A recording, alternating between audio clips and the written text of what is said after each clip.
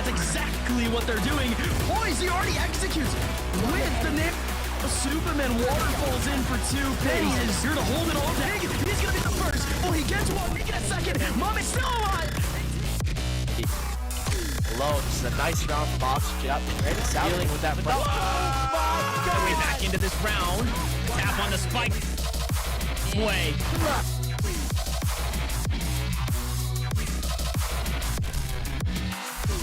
Still alive. A 1v2 as Playa finds the first. Playa, you're not allowed to do it.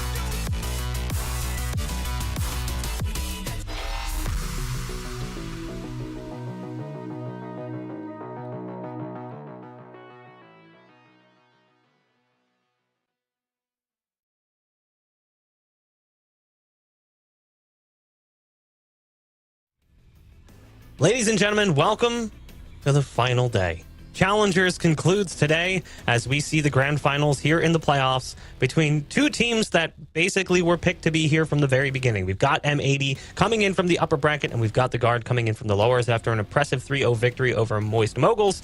Both teams beating Moist Moguls, the number 3 team, who unfortunately just could not quite crack their way. And as a result, both teams will be playing at Ascension, fighting for a spot in VCT. But before we get into that, I want to remind you guys, go ahead and join the fan zone, pks.gg/fanzone. You might be saying, but Bach, today's the last day.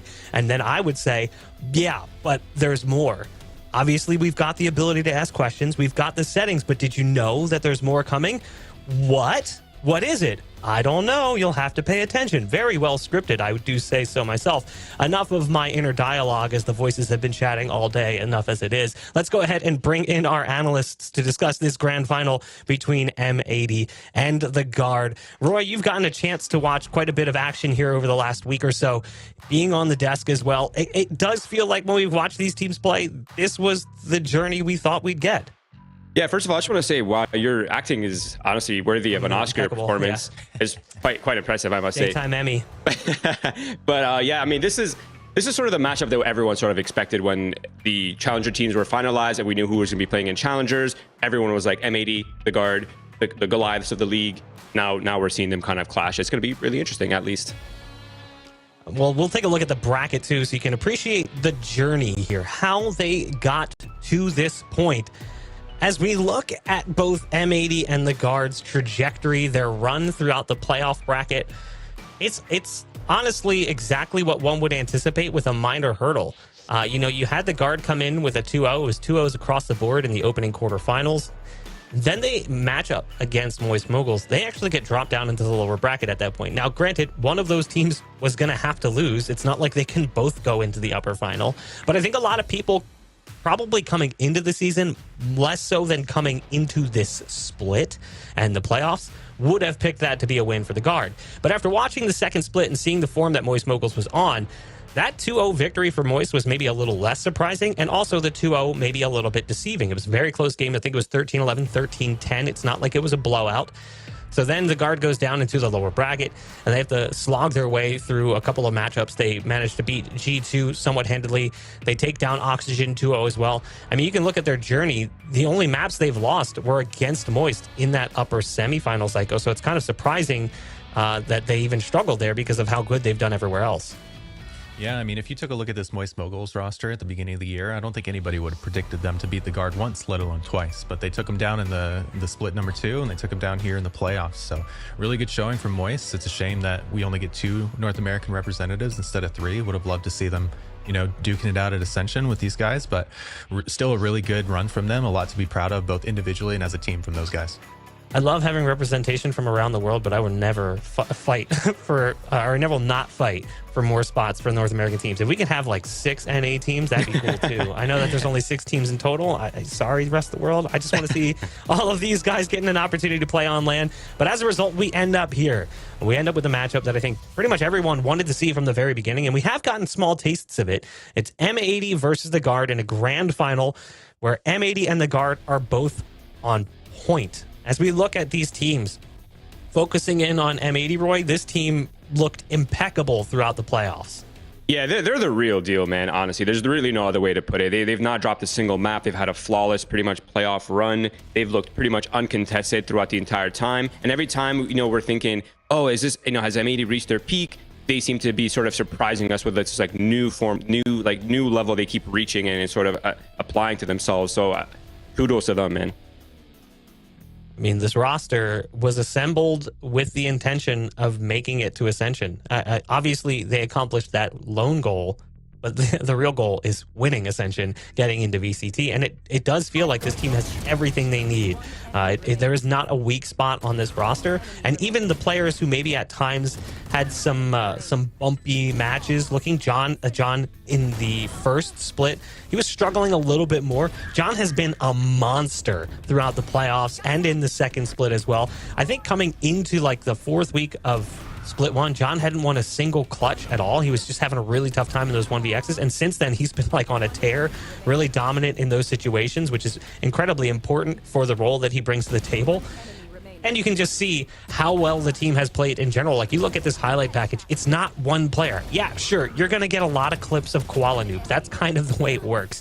But you're also going to get plenty of the other players on the team because everyone is stepping up, not only as a team, but as individuals. They are scary good. And Roy, this is one player who is definitely a bit of a notch above a lot of the other players currently in Challengers. It's Nismo. Dude, this is gonna sound weird, but I think about Nismo all the time. He is such an anomaly in esports. Like, he goes against everything people believe to be true. Like, he's a little bit on the older side, putting up some of the best performances we've ever seen. He has a family. He has a business outside of Valorant. Like, what more could be on this dude's shoulders? And here he is, just pumping out just amazing stats and performances constantly. Like, holy. So you're saying I could do it? Because, I mean, I'm old. I wouldn't I'm go that also far. bald. I have a beard. Like, there's a lot of similarities here. Maybe next year is my time to shine. I'll be the number 8 ACS initiator in all of Challengers. Yeah, you might be missing one thing, Buck. It's the skill. Skill? Yeah. Skill, You kind of. Yeah. I mean, you have that. You're talented. You have that. Maybe not in the right areas, I guess. I'm a great spelunker, not so much a great VCT athlete, I guess I would use as the terminology. I'm not a competitor in the esports world. I talk for a reason, and I don't even do a good job of that. As we look at the team they're going to be facing off against, though, this guard team has been on point. That one match against Moist Moguls is honestly their only misstep. You look back at the mid-season face-off, and maybe they had a little bit of a tough run. They go down to the lower final. They lose to G2, which was probably the most disappointing game they've had the entirety of the first split, mid-season face-off and split 2, until that loss to Moist Moguls. But they got their revenge. They came into that lower final, and they looked scary. Yeah, the score lines got a little bit close, but look at the leads they had before it got there. I think maybe you could argue they had a hard time closing out the games. They were up 12-6 and it went to overtime, but they still closed it out 3-0.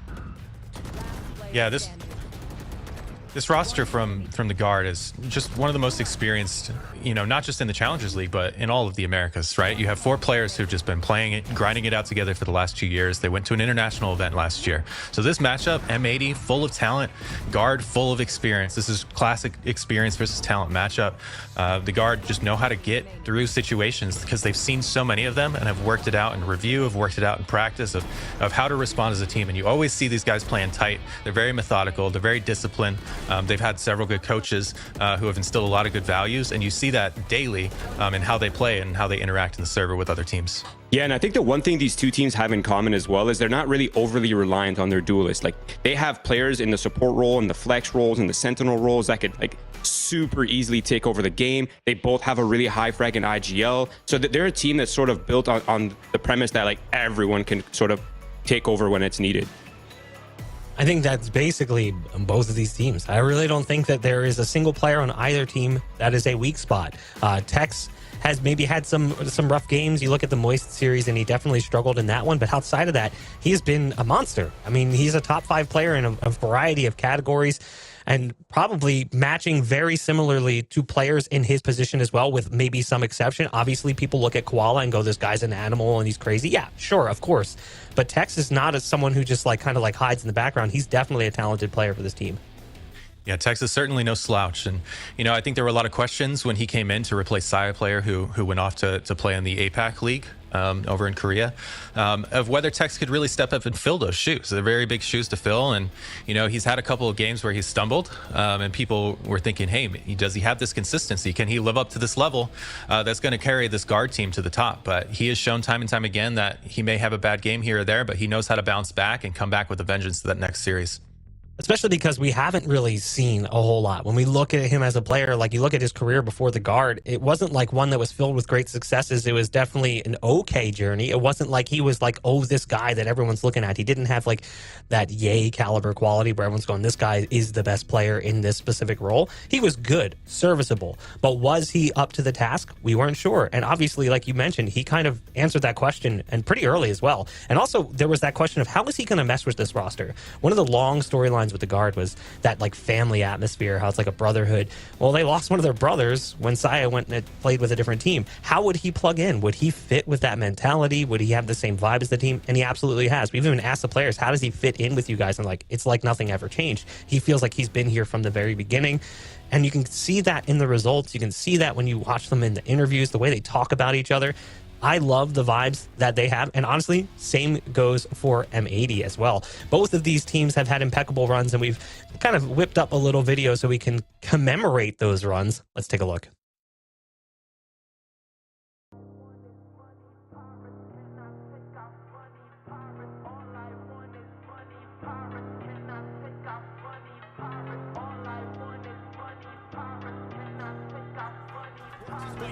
Corners go uncleared, but Jonah P has to do it again. And if anybody can do it, it's just guy here. Rolling Thunder comes through. Up goes Stack up in the corner.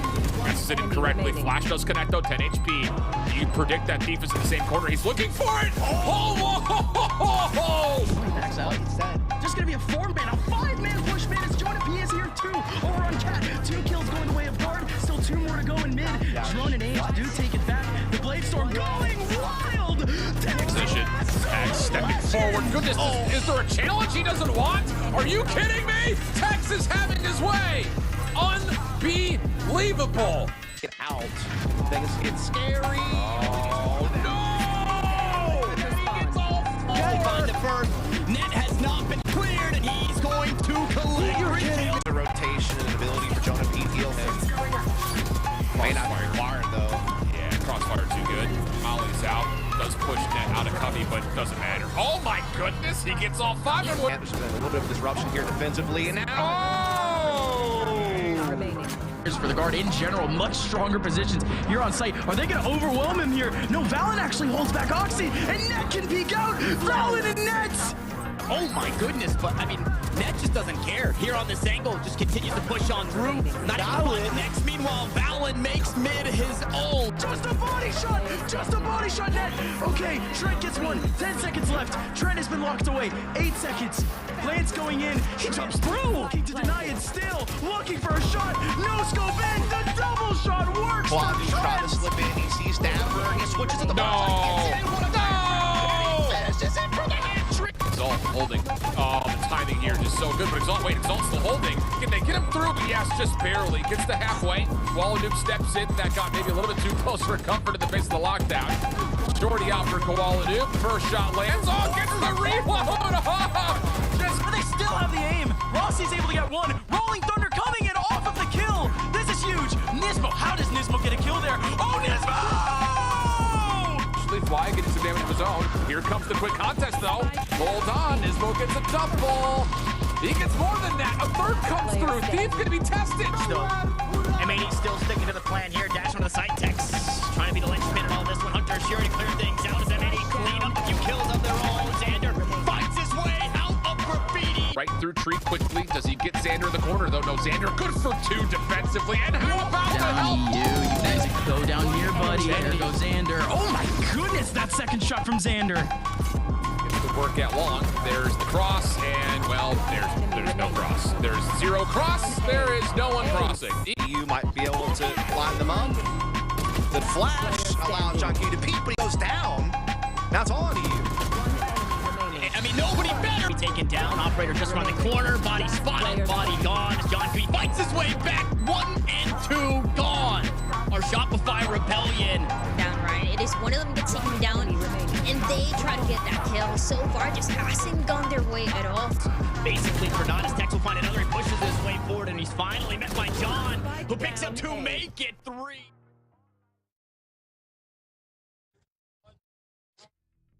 A lot of highlights to get through, as both of these teams have not really had many lowlights. Some incredible moments throughout the playoffs, going back to Split 2 as well, going back to the mid-season face-off.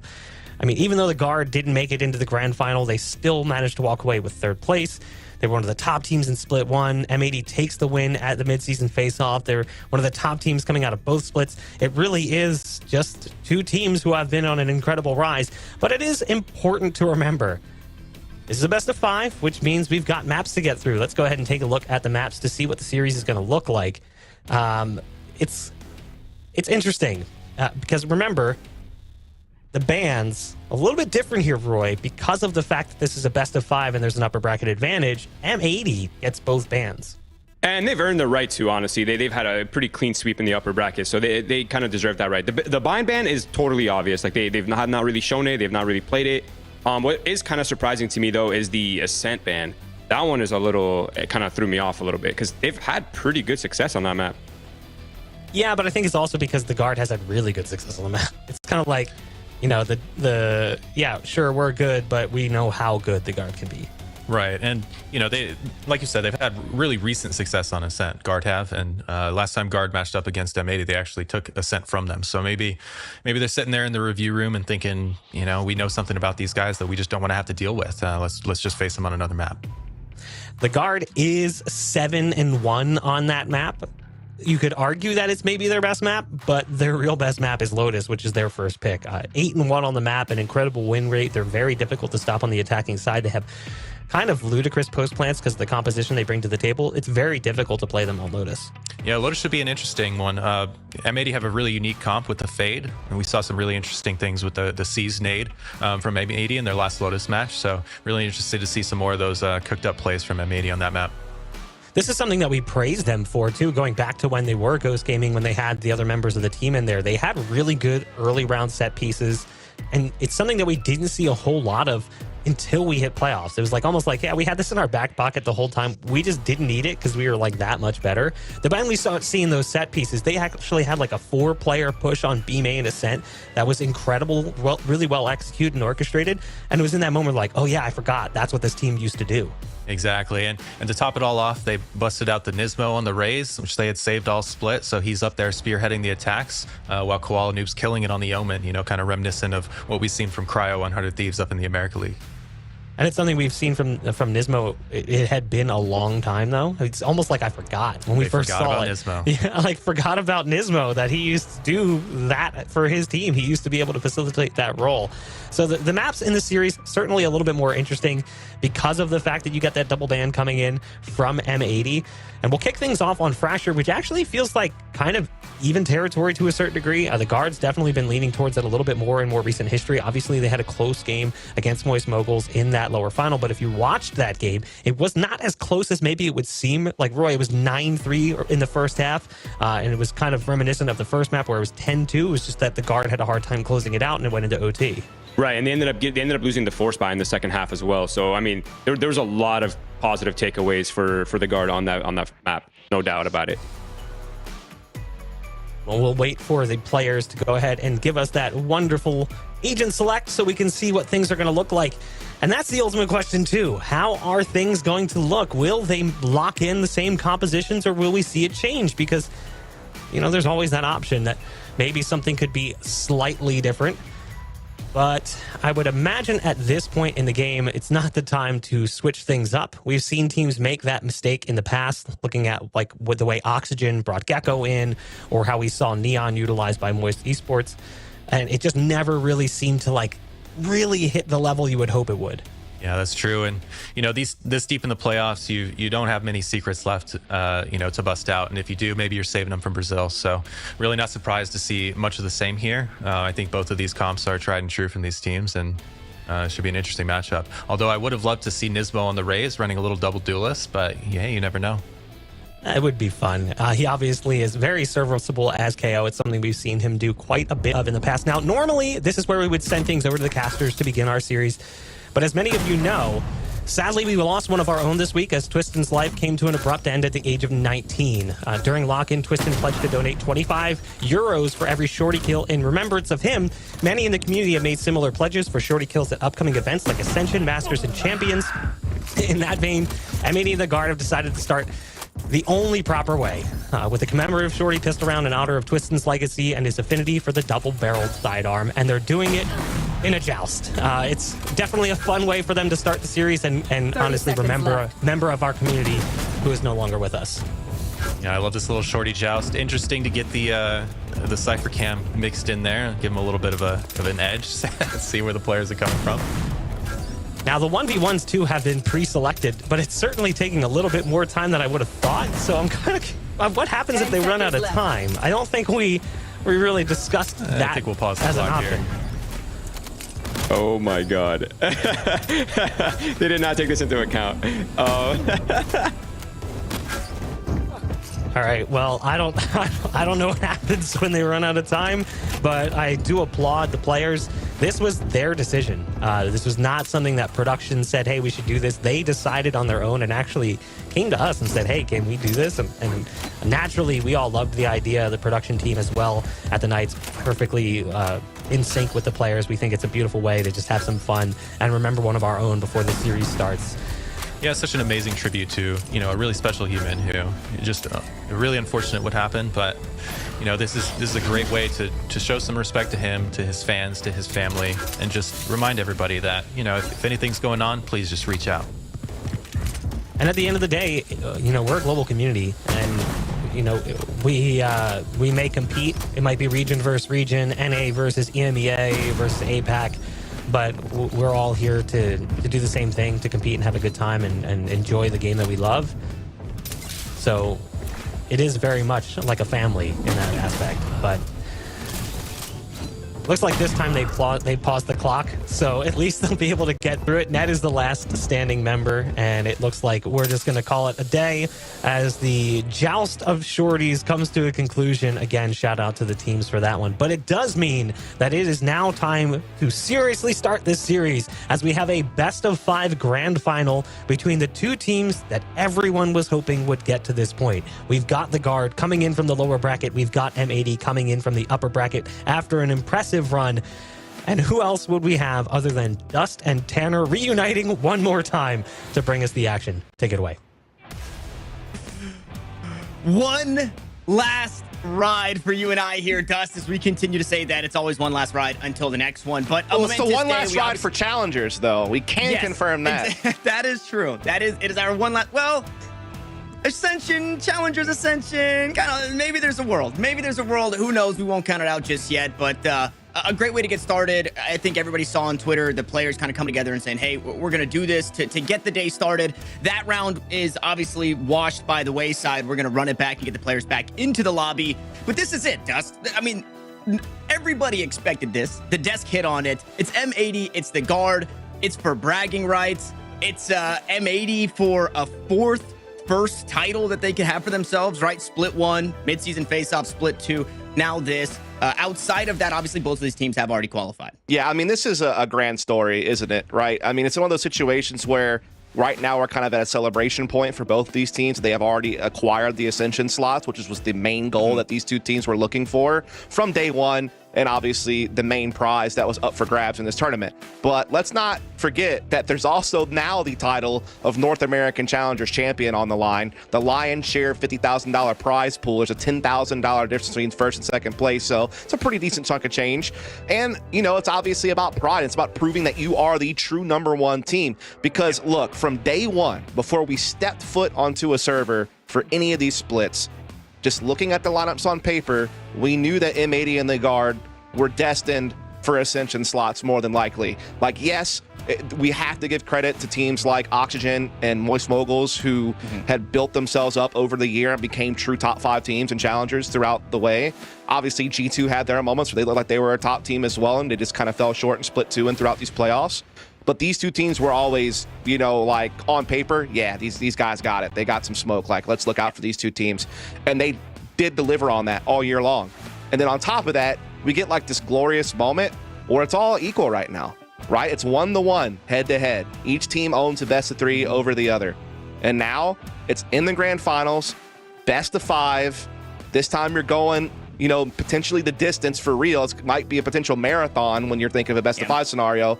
And this is it. Like, there is no more, I got one on you here, you got one on me there. Like, nah, this settles the score. Who is number 1? We find out right now.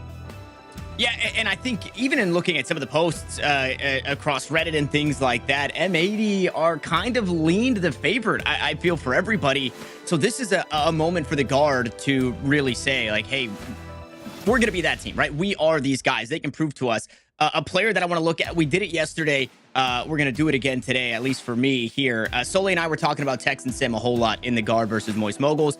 I want to revisit Tex because when they had lost to M80 in mid-season face-off, Tex was really the only player that played outside of himself, right? Tex was really the only player that had a performance that you could say, yeah, that was a good one. Whereas the rest of the team didn't really show up the way they expected. And it was a very close series. Map 1, Map 2, both going the way of their respective teams pretty confidently. And then Map 3, it goes the distance 13-11. I think for M80's sake, they have to be worried about the way that the Guard have looked in the last couple of series where they've been making this lower bracket run and they've been doing it with a vengeance. Yeah, I think the interesting thing to think about, too, is the previous 2 head-to-head matches these teams have had. The first time around, it was the Guard winning in Split 1 in groups. They were the first team to shut down M80. They only allowed M80 3 total attacking rounds across an entire best of 3. That was a 2-0. And then the second series, it started out the same way when the Guard just destroyed M80 on Pearl in a very similar fashion. But then the M80 bounce back happened, and they wound up winning that series 2-1, and then they went on to be the number 1 team basically from that point forward. And now it's time to settle who is truly the NA champion here and now on Fracture to kick it off. Yeah, who will be the Challengers champion here? It's M80, it's the Guard, and it starts with the Guard getting a free B. Sight spike planted, 10 still alive here, Dust. Yeah, a classic 5-on-5 retake on Fracture, baby. I wouldn't have it any other way to kick off this grand final. As the Guard has the spike down, they're settled towards the bottom of the map, as well as still on site. We're seeing a big tower retake attempt here right now. Shrink standing in front of it, but he's stunned out. Yeah, Fade taken down, Koala Noob to collect the first. Still a lot of post-plant options, though. You see Jonah P underneath with the aftershock. It doesn't matter how many are alive. You won't be able to defuse. Finally, the Guards start to find their way into the kill feed. The backstab comes from Net, and Xander hops onto the spike. Can only hope for the best, but it ends up being the worst, and the pistol round belongs to the Guard. Indeed it does. As speaking of equal footing head-to-head, these 2 teams are also on equal footing when it comes to the map of Fracture. Both of these teams enter this game with a 4-1 record on Fracture. Both of these teams win roughly 8 or more attacking rounds on this map per game. So kind of in that 65 to 70% win rate range for the attacking side. And obviously this is kind of an attacker's friendly map. We know that. And head-to-head wise, it is M80 who owns the win over the Guard on this map during the mid-season face-off, 13-7. And that came off the back of a big defensive half. And the Guard not falling for any tricks here. Koala Noob brings a Marshall into this round, taken down early.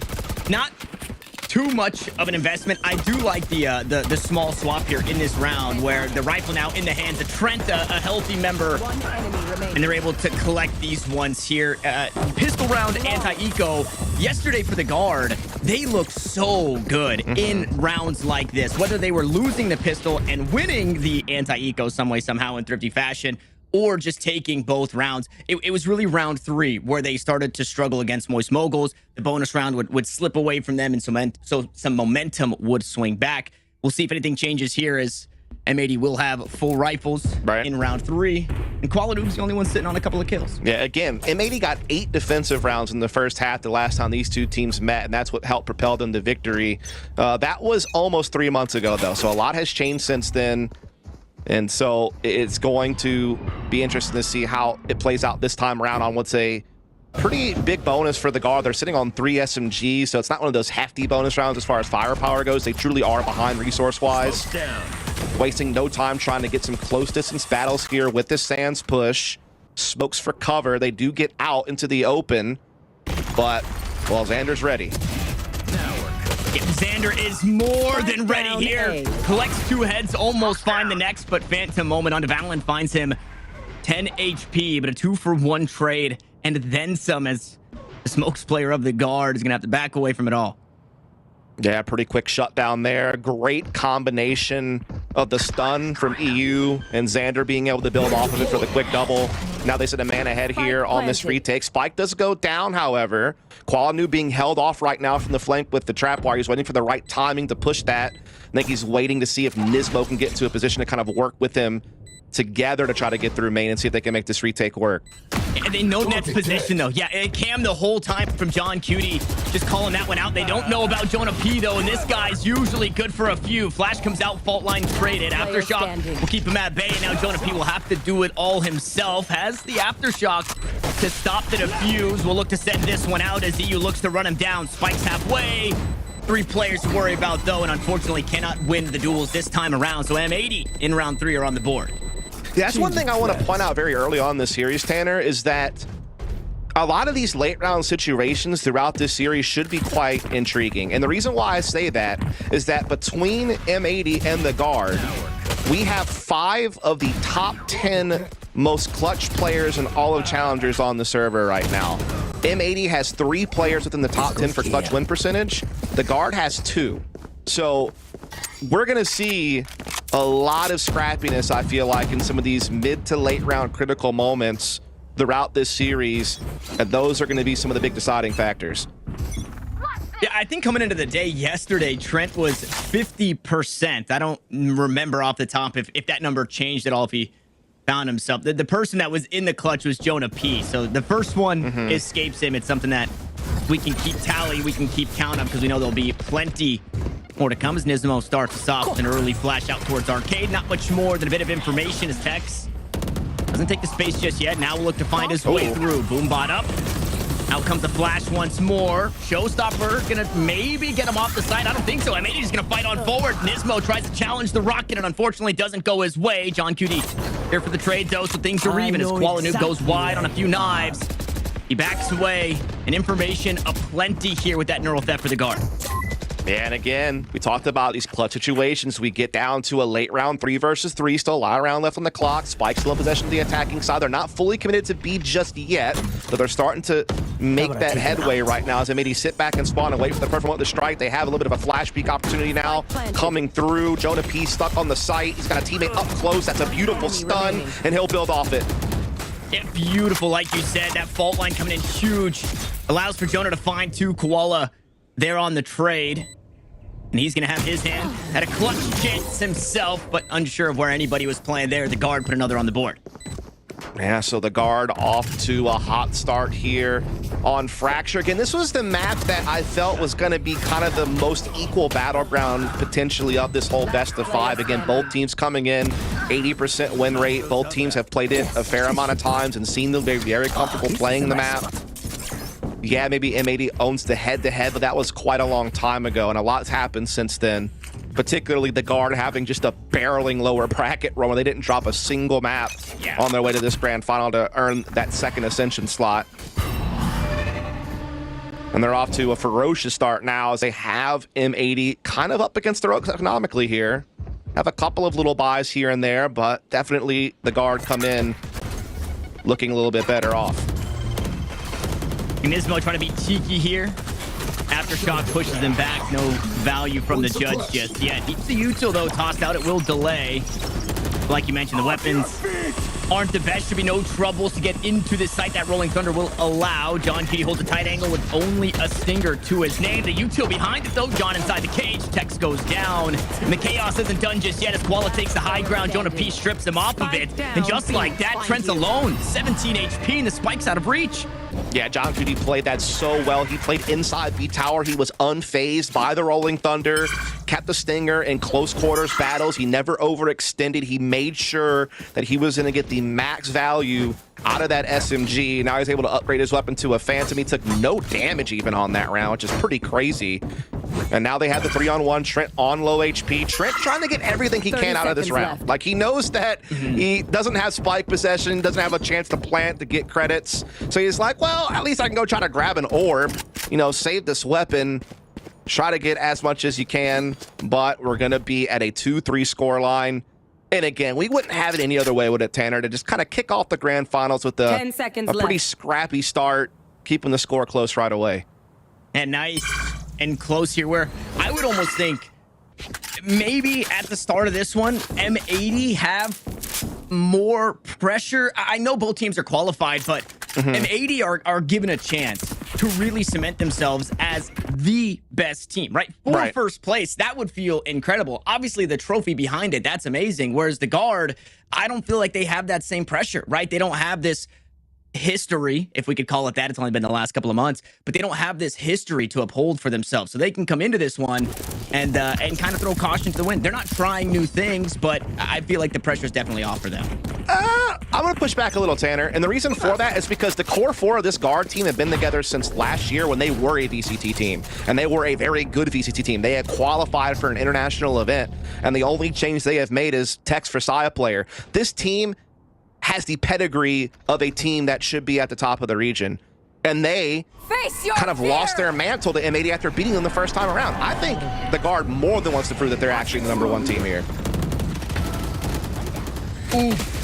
And they do it with an early kill from Tex, but EU hasn't been given up here in this spot just yet. 2 kills traded right back. This Breach sitting there watching a main with the spike just in front of him. I mean, the world is EU's until Trent does that. Walks out, finds a swing. Enemy kill. Kill will land, but so do the shots as the Guard trying to fight back to the best of their ability. They find Koala, the last one staying. Another clutch opportunity. Both players will give themselves up to the Jet. Spike planted. Spike planted, both swing, played perfectly. Little goofy, little silly. That's the Trent way to come out of a corner, jumping like that. But at the end of the day, it's a round 1, and the Guard are an inch closer to finding themselves an early win in this series. Indeed, up 4-2 here. Again, limiting M80's defensive side, which was their key to victory in their last matchup. Again, M80 had 8 defensive rounds in their last game on Fracture against the Guard. That really helped propel them to victory. This time around, the Guard is looking to shake up that storyline, already up 4-2. They have really good control of the game right now. And that's just kind of another thing I want to relay back is, maybe some people come into this game as a viewer and you're thinking, well, the main job is done. Both these teams already qualified for Ascension. This grand finals, it's a grand finals, but it doesn't mean as much. But I promise you couldn't convince these two teams that both of these teams want it. They want to prove they are #1. They want that more than anything. It's about the pride of really being able to truly claim that you are the undisputed best team of North American challengers. Not only that, you're getting the trophy, you're getting the lion's share of the prize pool of 50K. I mean, it does a lot. And it's one of those things where people might say, but maybe they want to hold back a little bit because Ascension's right around the corner. You have plenty of time to restructure before Ascension. There's several weeks between now and Ascension to kind of tinker with new things. You're going to bring something new to the table. So I don't think either of these teams are holding back is what I'm getting at. I think you're getting a true grand final where both teams are in it to win it. They want to prove they are the best, and you're going to get all the fireworks because of it. Yeah, and I don't remember the matchup specifically, but I think it was M80 in an interview a matchup where they're kind of already qualified for playoffs and they're thinking, outside voices thinking maybe they aren't trying too hard, and the coach says, no, we are. We're trying hard to win every single game, and we see it with the aggression out from B this time around, but Koala was not ready for the close angle, so the tip of the spear has been dulled for now, but that kill trade back. Yeah, the attacking team is in the defensive spawn, so things are getting a little bit squirrely here as they're trying to press on to be EU and Nismo, trying to hold the line. Rolling Thunder comes through to stall the Guard out, so allows the rest of the defense to pinch in from the A side of the map. They'll get their frags. Neural Death comes out, and the Guard are up against the wall. And they did it to themselves, right? Jumping into the spawn and just getting absolutely crunched there. That the map completely flipped on its head. The defenders ulting from their own B site into their own spawn. And there's an easy cleanup here. So maybe an oversight, maybe getting a little too overzealous and taking the amount of space that they did. This goes here. And maybe not knowing that players were still on the A site, maybe hoping that they were playing the extremities or looking to take space elsewhere. Just wasn't the case for the Guard. Look at that timeline, bro. Back and forth we go. The only streak we saw was the pistol and the follow-up anti-eco. It's been back and forth ever since, as it's now the guard, the ones worse off economically. Koala Noob had a bit of a chance there at a jump peak, just missed the mark. And does get a lot of damage off, though, to be fair. Trent down just to 15 HP. No healers on the map for either side. We did at times see M80 experiment with Sky instead of the KO. They got 1L, and then they immediately went back to the KO. So we're not going to see any ability at regrowth or anything like that. Oh, what a flash. Yeah, and what can you do? Nismo waiting for this play. It finally comes to fruition. No safe passage onto this B site. Trent once more down to 15 HP and only a classic. I thought there was a world where we might get one of those thrifty rounds, finally sneaking on through, but that early kill or the early damage from Koala Noob and then the play from Nismo made this one impossible for the guard.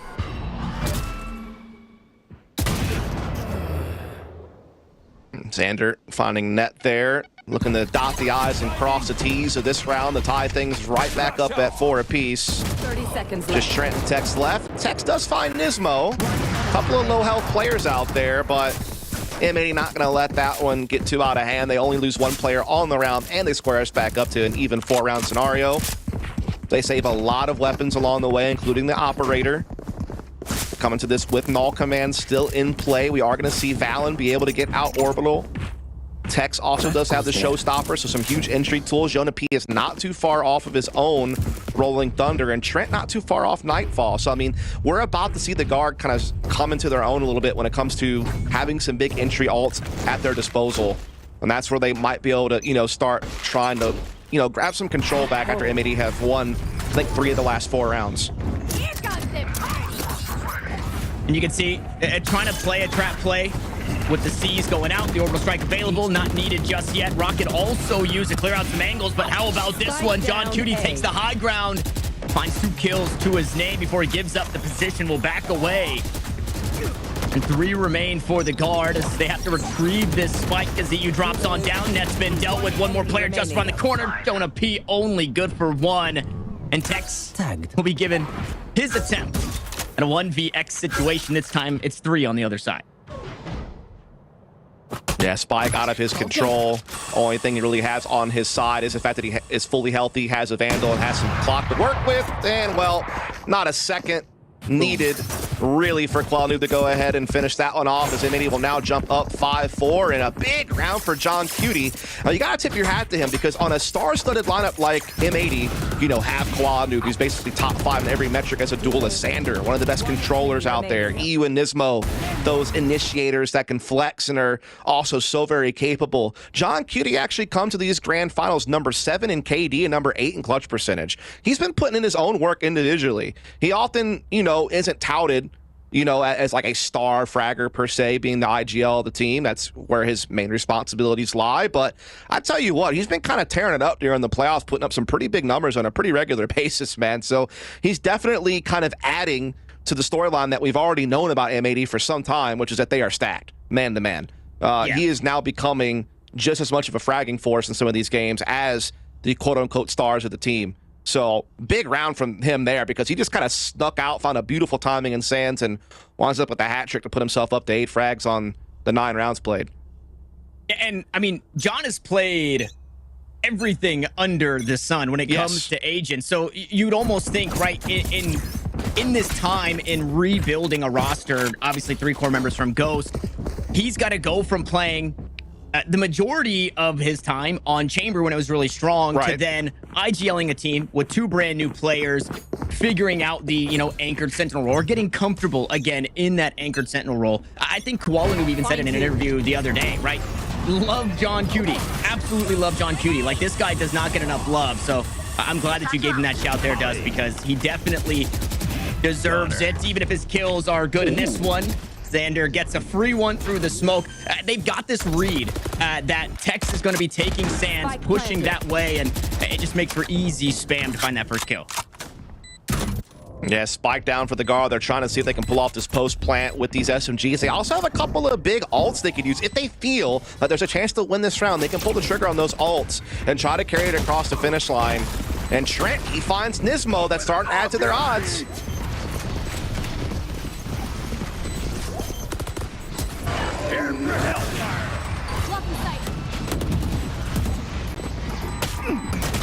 We are going to see Orbital Strike come in for Valen, as well as the Stinger frag. Noob and John Kitty fighting back, though, at the Phantoms, and ultimately they will get that defuse. A little bit tight there for a moment. We lost Tanner there for a second. I was having some internet issues, so apologies for the pause. But M80 now up 6-4. They've won the last 4 in a row. And just to add a little bit of extra context to John Cutie real quick, he put out a tweet. I can't remember exactly when it was. It was this week, just talking about how far he had come from, being from Morocco. I mean, this guy played on a team called Fox Gaming in the Middle East region. And to see him come to North America and then develop into the player that he has become, it has been quite the journey for John Cutie, just to add a little bit more love for the man.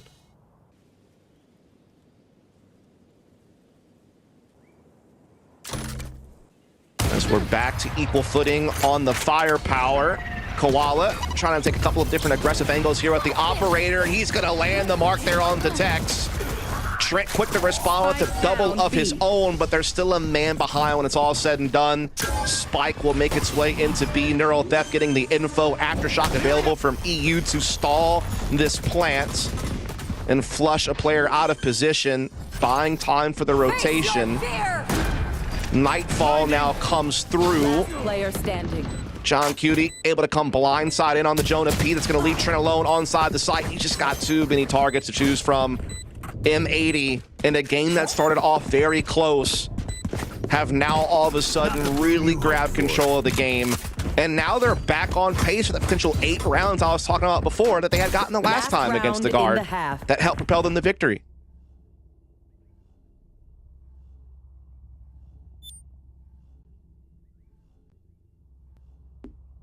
And so just 1 round left to go in the half. Full buys out for both sides. Op in the hands of Koala Noob. Only ult on the board as it stands is a Neural Theft for Net.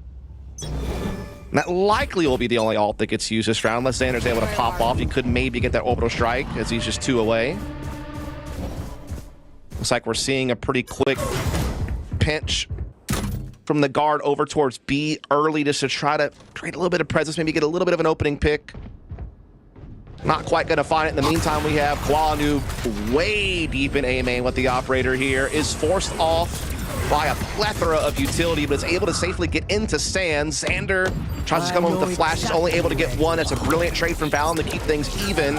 Koala Noob looking to try to make some magic happen here with the op up close. Is swatted back, but stays alive. In the meantime, Jonah P finds control of the site, letting the spike come in what will be a post-plant 4 versus 3. This is where the retake could get tough with Koala Noob only on the operator. They're trying to use the aftershock to clear some space, but oh, there's a little bit of a gap in it. And actually, Valen's able to stay tucked in the corner. This might catch M80 off guard, depending on how the rest of this round plays out. They may think that that position is clear. That may be a corner that they don't check now. And yes, Valen able to jump in for the double. That's 3 on the round. Brilliant crossfire established. Orbital Strike gets thrown out. And Tex secures the round to keep us close at 7-5. Switching sides. As again, Tanner dealing with some tech issues. Hopefully we'll have him back soon. This is at the halftime mark. M80 up 7-5. Brilliant run of 5 rounds in a row there towards the end of the half. It's really what kind of propels them out in front, but guard able to fit in that final round to keep it close. And so it's still very much up in the air. A pistol round victory here for the guard can get them right back to a tie situation. Again, both these teams come into this game usually averaging around that 8-round mark on the attacking side. So for M80 to find what they found defensively with 7 puts them in a pretty good position. The guard defensively on this map around 48% win rate. They're usually good for about 5 rounds, between 3 and 5, but they need a lot more than that to come back into this. And while this is a good start, big push to the bottom side of the map is going to trade 2 for 1, put them in the quick 4-on-3. M80 trying to still find a way to get a spike down here, but to no avail. The guards keep poking at them. Koala Noob on the bit of a flank, though. They're able to pinch Fallon inside main. That does get the spike into sight. And now puts us into a 2v2 situation. Jonah P trying to come through main with Net here. Net found out inside the spawn. Jonah P, good stun. The peek whip will be able to take out EU. Now Koala Noob is pinched between a rock and a hard place. He presses into main with the frenzy, but runs out of ammunition. And so Net will finish the job, and there it is, right away, the guard quickly keeping this one close. Team Ace. Looking to work into a tie situation right away.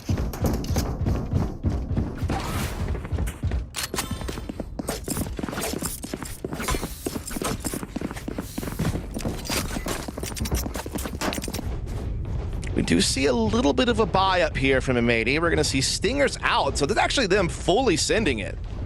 Hold the phone. This is not a minor purchase or a slight buy. They are looking to really try to rock the boat here and prevent the guard from reaching that tie situation. Curious what play they're looking to call. Of course, M80 is known for their high-octane gameplay. They're a very fast-paced team. They love to get in your face, and well, Stingers are certainly a great weapon of choice in moments like that, but Trent has one of his own, and he's able to take out Koala Noob right away. So we have Bach joining me. I had to throw you like a life vest. It was getting to be a little bit much. I could tell you were getting desperate there. You're starting to flound. I must wait a moment. I was okay, Bach, but I'm glad to have you. This has happened a couple times this season already. You know, we talk about all these one last rides. We're getting lots of rides here. You're just like all over the place. You're like a bus. You pick up a passenger and you drop them off a few blocks later. Molly. Oh boy, remaining. what a ruckus. How's it been enjoying it with the AD out there in the background watching this game? I feel like you guys are going to have a lot to talk about. I mean, it's been quite the back and forth affair outside of that one little streak that M80 built on the defense. Right, which is exactly what you want to see when you have two teams that are in this position that are, you know, on paper so evenly matched. The last thing you want to see is a team come in and just blow them out of the water. Sure. And while we did have, you know, that little stint of 5 rounds in a row, ultimately it is still a 7-7 score line, and we find ourselves back at that evening point that, you know, we anticipate so many times. That said, Guard does have a pretty strong economic advantage right now as M80's coming in with almost nothing, just Sheriffs, and a Guardian is really the lone rifle that's going to be making it into play. Even EU is just on a Ghost, so in theory this should be a great opportunity for Guard to spread the gap. Should be Prowler trying to With fear. slow down the attack, so to speak, here. As we do have a pretty forward position from the guard inside A main. They are not looking to give it up for free. They're looking to keep playing the position. Trent jiggling. Down. Eventually swats M80 back to the bottom side of the map with another Prowler. And so they're going to double back over to the B side of the map. It's kind of being played for retake for the guard on this bonus of theirs.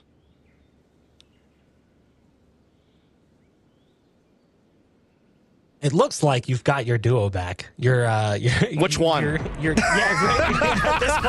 this point, it's a coin toss. As it seems like Tanner has rejoined us, which means it's my time to say goodbye. My casting lasts only 1 round. Good for everyone at home. As it should. Shout out. We love you. Shout out, Bach. I think I heard you guys say that that's happened a couple of times while you and I have been working together. So About to start calling you Tanner Disconnectro. About to be your new nickname.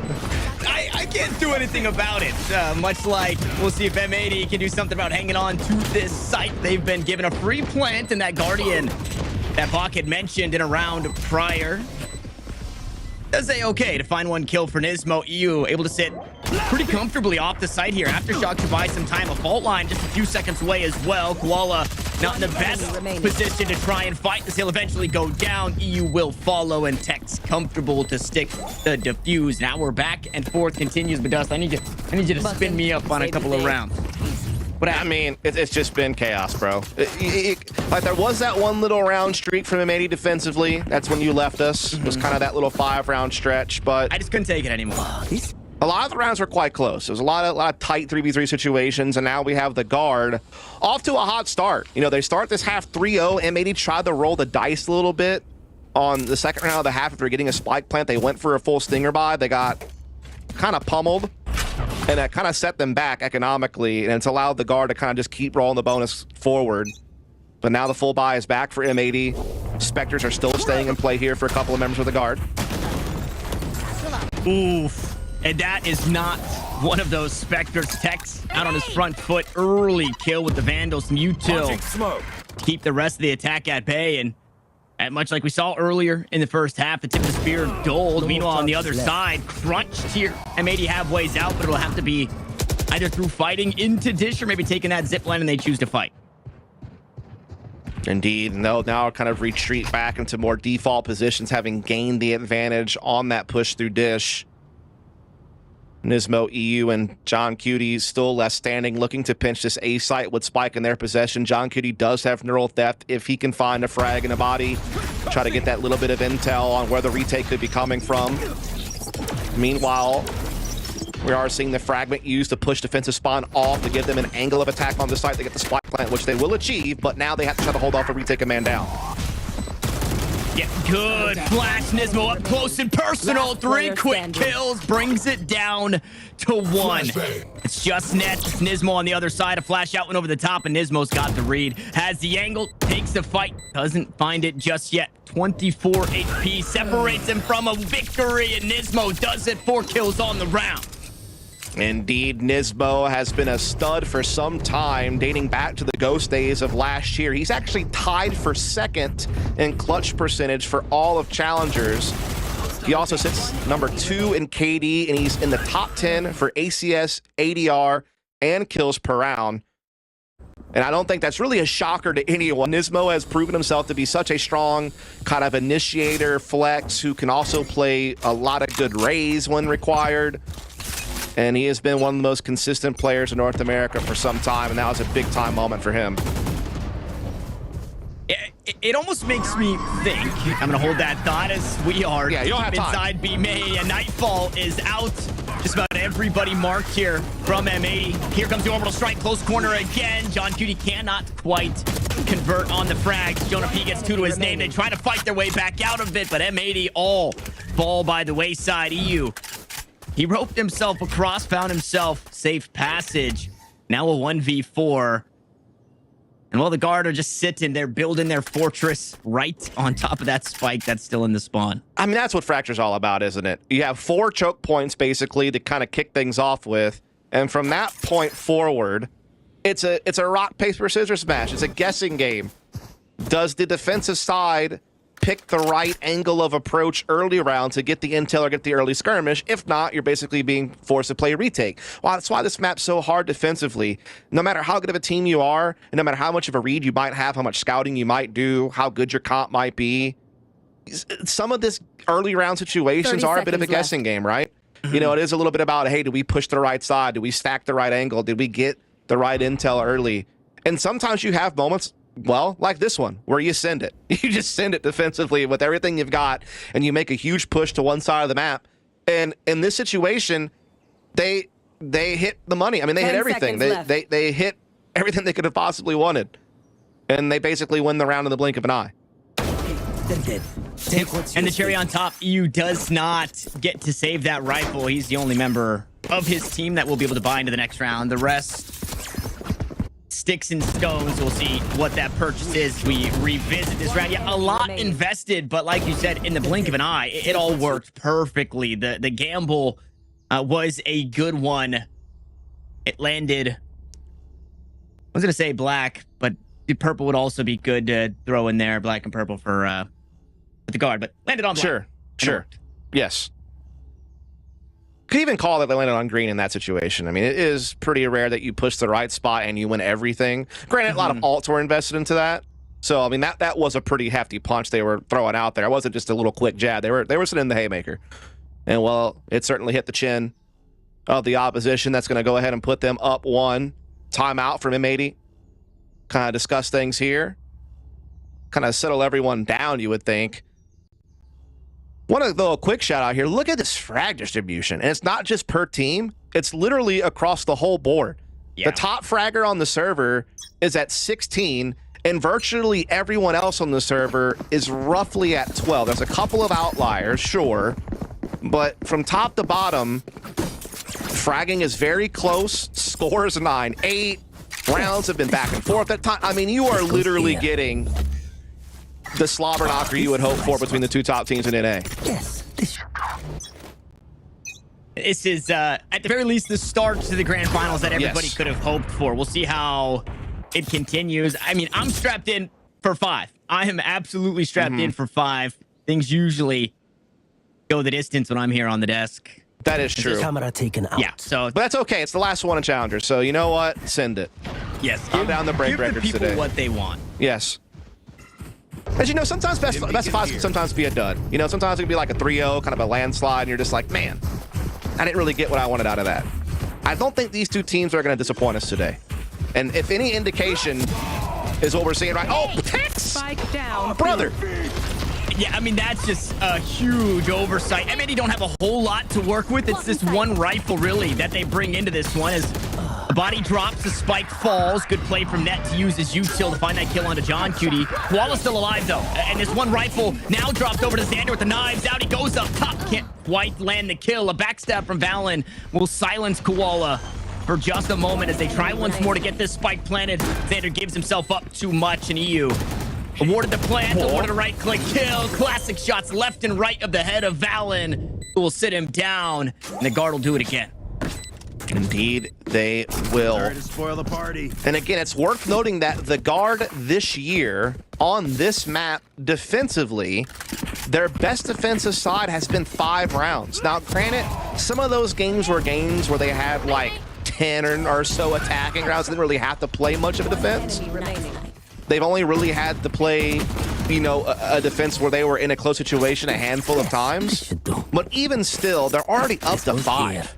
They are, you know, way above pace, so to speak, from that 48% win rate that they've kind of acquired statistically on this map. So if I'm M80, I'm starting to get a little bit concerned, especially because this is a full buy right here. If this doesn't go your way, you're kind of force buying the rest of the game. I mean, this is kind of your last real shot at being on equal footing with your opponent.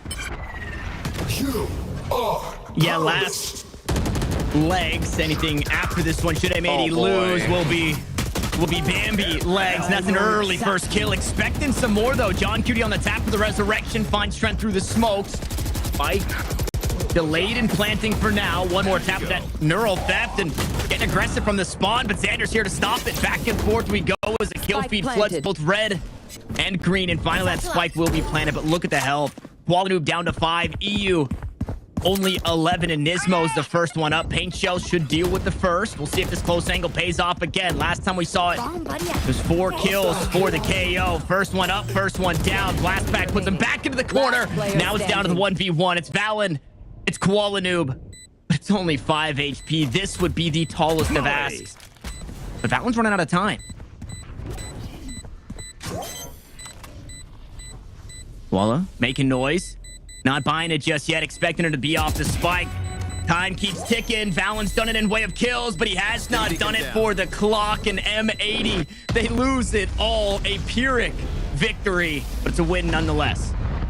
Yeah, that was certainly quite the skirmish to get that round. I mean, the guard were with them tooth and nail through it all, and it comes down to a 1v1 where you have Valen, who's one of those players that do sit in the top 10 for clutch percentage, up against Qualinoob, who is also in that same category when it comes to clutch percentage, but he's on the back foot. He's on low health. He's being held back by a Molotov, and so the only thing that he can do there is, you know, fake the updraft over the molly, make Valen second guess if he's committed or not, and just bank on the fact that he's not sticking it. It's just that, you know, mental warfare, that game of chess, and M80 strikes gold in just the right moment where their economy was so fragile. Right when the guard were maybe going to snap control of the game, it's right back up for contest to 1 round separation. Yeah, it's still not great, though. Like you mentioned in the last round, the economy for M80, a victory here is almost a must-have because they had to reinvest off the back end of the win. Right. Yeah, the only weapon that winds up getting saved is actually none, right? I mean, Yeah. Them down.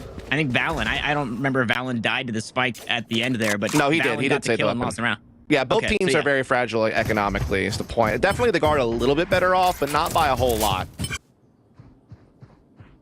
So you are going to see them try to get a little bit of control on the top side of Dish. In the meantime, Quad Noob had B Tower the entire time. Jonah P caught off guard. Now Tex, though, on a little bit of a flank maneuver.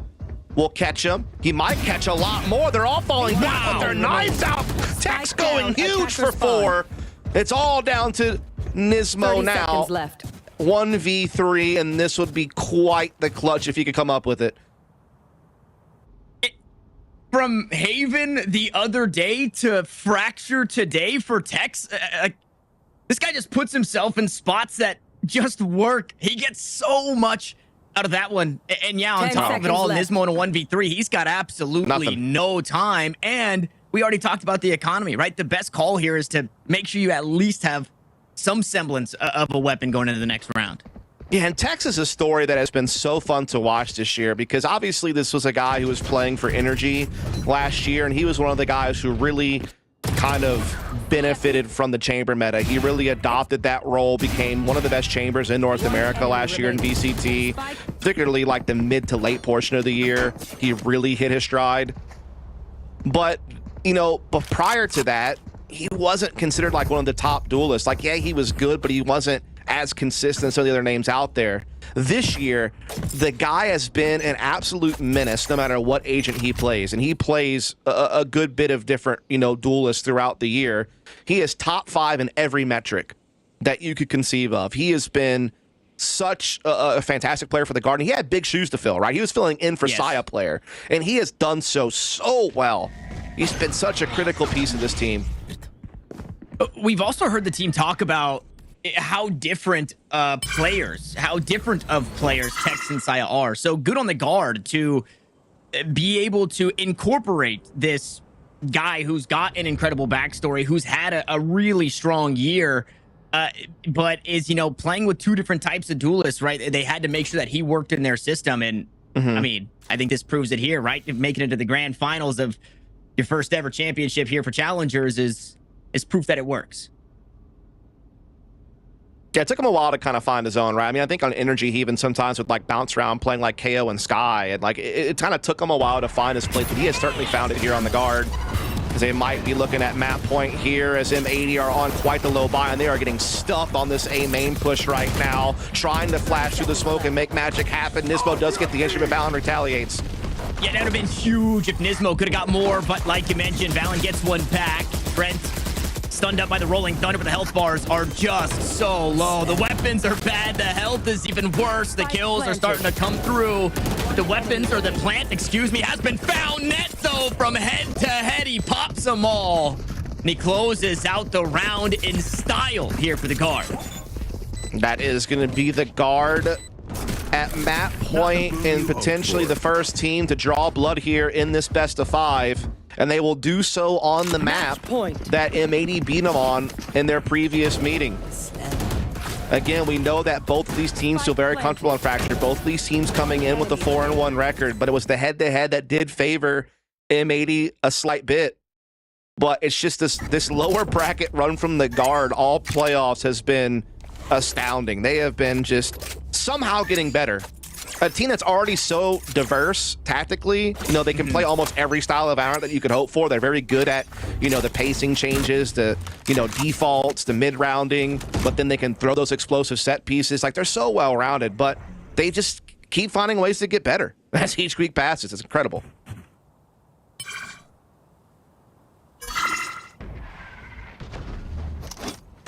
And a couple of ducks in the pond for this Guard defense. Orbital strike. Showstopper. This is, I mean, M80 have to be perfect in this round, and obviously for the next 3 just to get us to overtime. Right.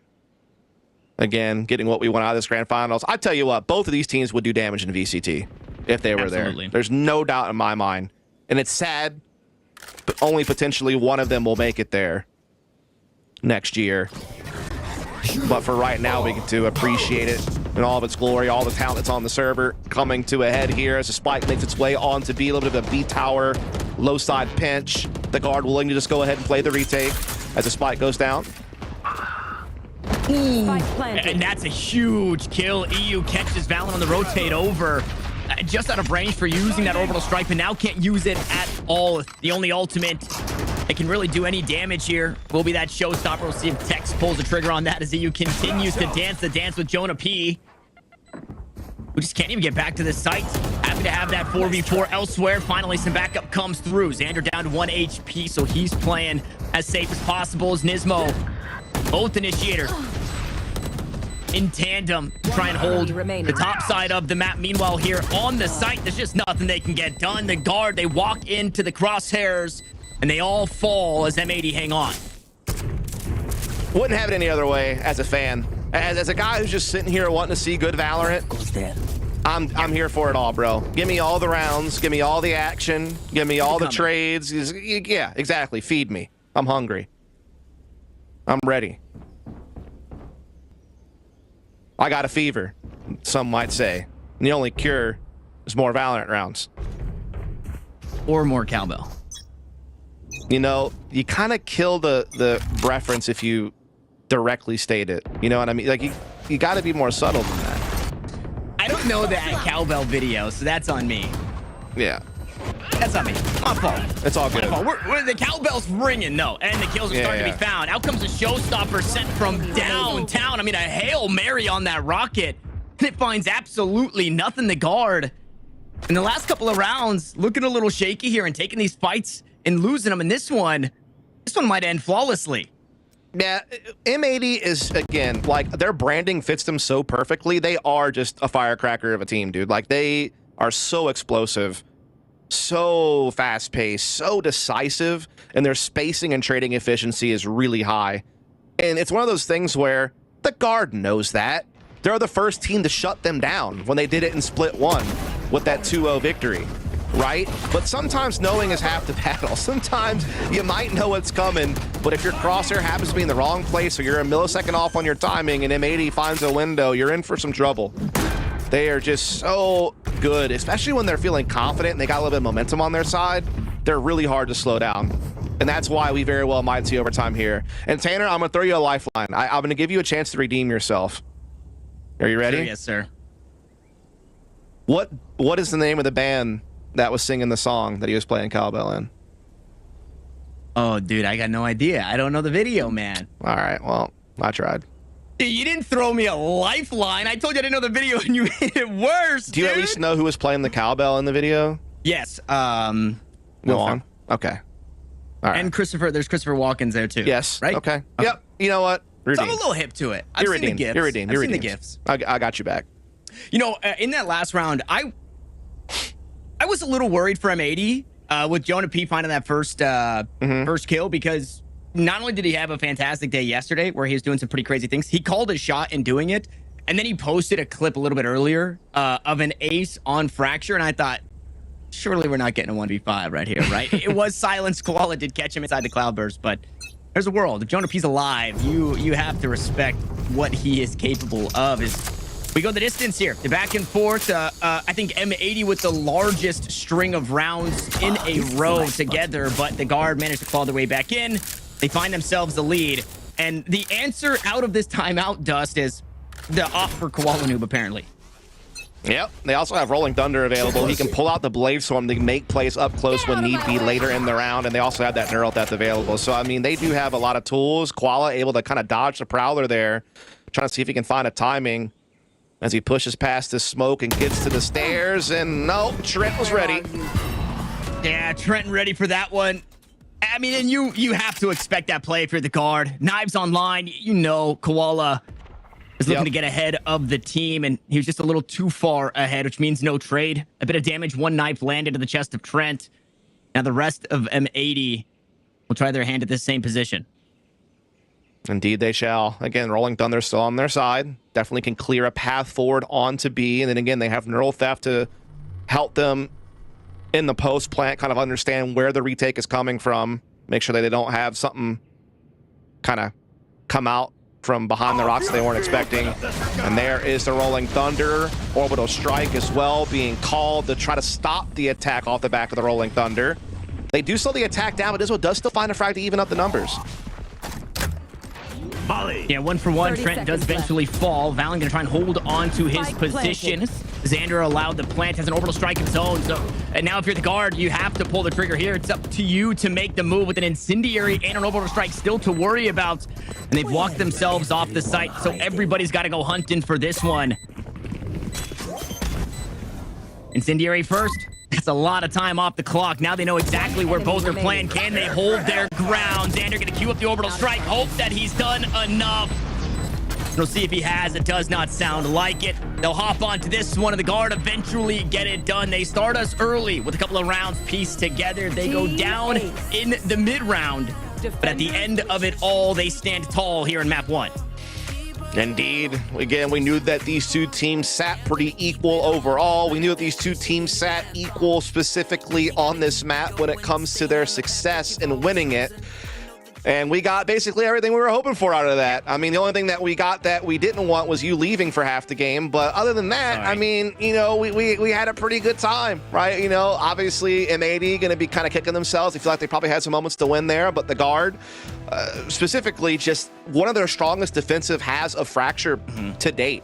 And I think that was maybe the X factor in being able to pull it off. But it's so hard, man. Like, when you look at how close every round seemed to be, to try to get to the nitty gritty of the X's and O's of how it went down, like, it would be so hard to do. But ultimately, it is the guard that puts up the W, which is what matters most, putting them up ahead one map in this best of 5. Yeah, and the last time in a playoff situation, right? Mid-season face-off, now to playoffs here. I mentioned it. Tex was the not the only player that had a performance, but a strong performance, one that you could look at. And now moving into this one, it's going to take everybody for any team to beat M80. And fortunately for the guard, it seems like everybody is online today. But we are strapped in for 5 maps, so hopefully we do get them. It's guard to take the first, and it's the analyst desk to break it down after this short break.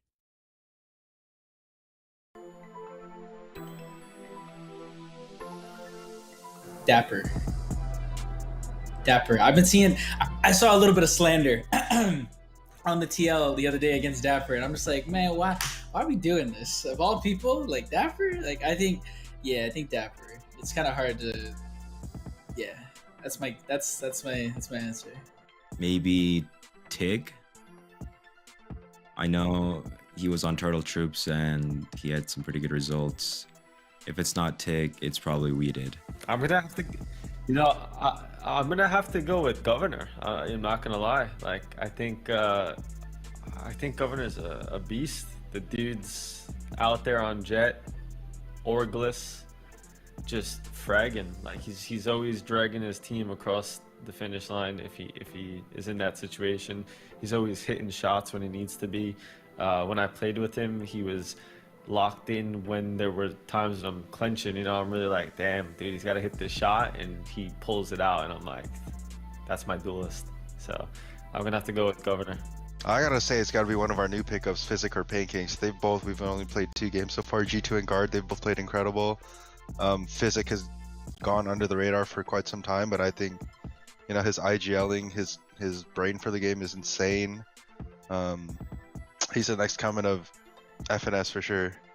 And Pancakes is he also flew under the radar for quite some time with teams. Like, I know he had trials and stuff, but man, Pancakes is freaking insane.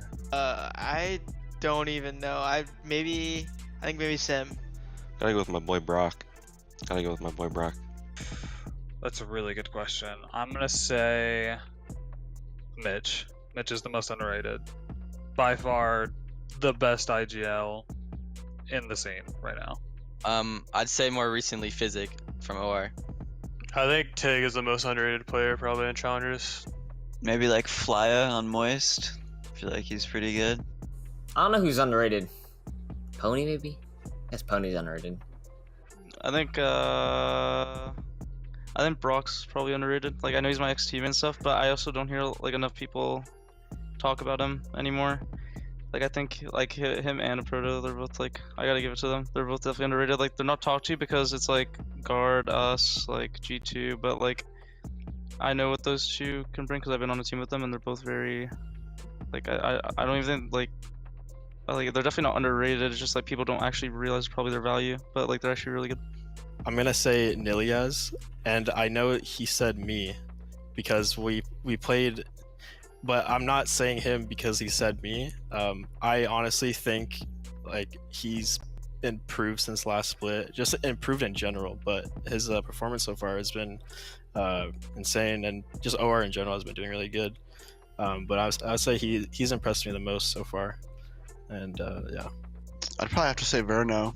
I think Verno is like really big for Oxygen. Well, I think Narrate's decently underrated. I'll give him. I think Narrate's decently underrated. I think he's someone who's been definitely performing well that people don't really like think highly of.